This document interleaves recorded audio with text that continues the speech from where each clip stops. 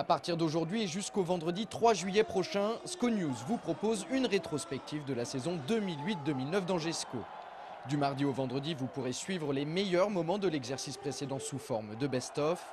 Bien sûr, si l'actualité autour du club angevin est importante, nous traiterons cette actualité comme nous le faisons habituellement. Mais tout de suite, on démarre notre rétrospective et on commence avec du lourd. Nous avons sélectionné pour vous les 10 plus beaux buts du SCO cette saison en championnat. Voici notre classement, c'est parti.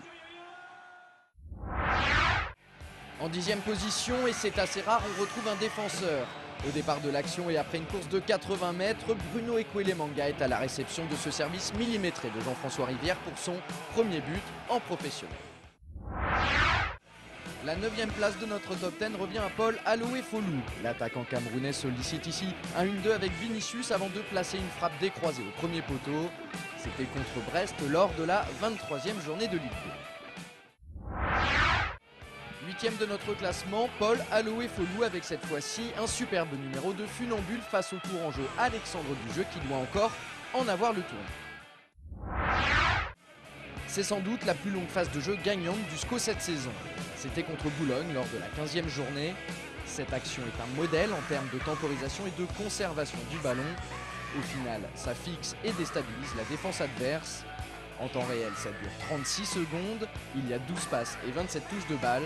Et c'est Charles Diers qui conclut cette formidable action collective d'une très belle frappe du pied gauche. 6e de notre sélection, de nouveau Charles Diers. Son coup franc de 20 mètres est un modèle de puissance et de précision. Au 5e rang, nous avons choisi cette contre-attaque rondement menée par le trio d'Omarcolino, Brunel, Haïlité. Seul au deuxième poteau, Charles Diers s'occupe de la finition. Sa reprise de volée du plat du pied ne laisse aucune chance à Jean-François Bédénic.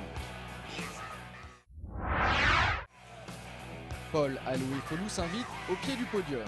À la réception de cette ouverture d'Aurillac, le lion indomptable s'engage dans un raid solitaire dont il a le secret. Il enchaîne ensuite avec un crochet extérieur et une frappe quasi impossible dans un angle ultra fermé.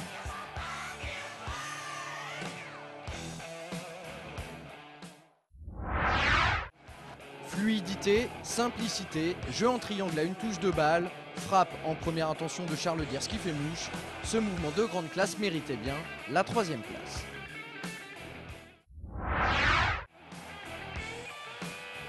On appelle ça une inspiration tout simplement géniale. Grâce à ce lob de presque 25 mètres réalisé à la perfection, le Brésilien Vinicius s'empare de la 2e position de ce top 10.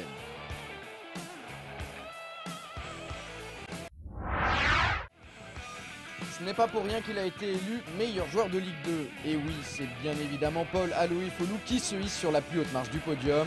Son but face au FC Metz est un véritable chef-d'œuvre. À elle seule, cette réalisation résume parfaitement les points forts du Camerounais.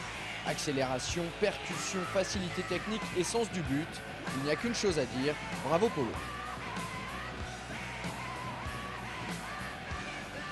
C'est déjà terminé pour aujourd'hui, on espère que vous avez apprécié.